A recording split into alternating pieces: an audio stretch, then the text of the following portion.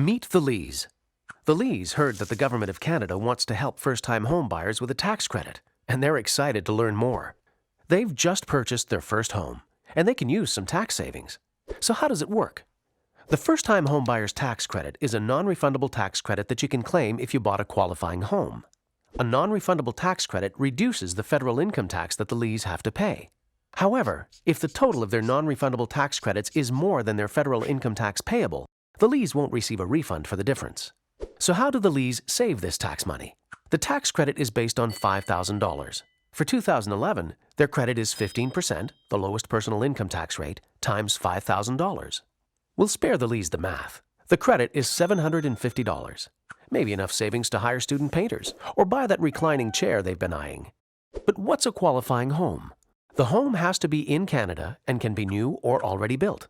It can be a condominium, an apartment, a townhome, a detached or semi-detached home. It can also be a mobile home or a share in a cooperative housing corporation if the share in the co-op gives you the right to own the unit.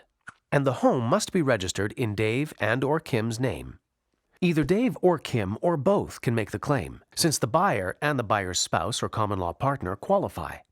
And people who buy their first home with their friends also qualify.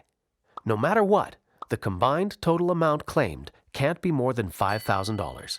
But the credit is for first-time home buyers. Dave owned his apartment while he was in college. Is he still eligible? A buyer who has not owned a home in the year of purchase or in any of the last 4 preceding years qualifies. So Dave qualifies, as long as he's not owned a home since 2006. Kim's aunt, who is disabled, bought a home that will accommodate her disability. Kim is extra happy because her aunt can claim the home buyer's tax credit as well. People who are disabled or buying the home for a disabled relative also qualify for the credit, and it does not have to be their first home. It must enable the person with the disability to live in a more accessible dwelling or in an environment better suited to their personal needs and care.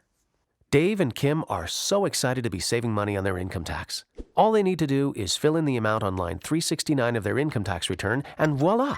Up to $750 saved. Want to be like Dave and Kim? Here are some links with more information about the first-time homebuyer's tax credit.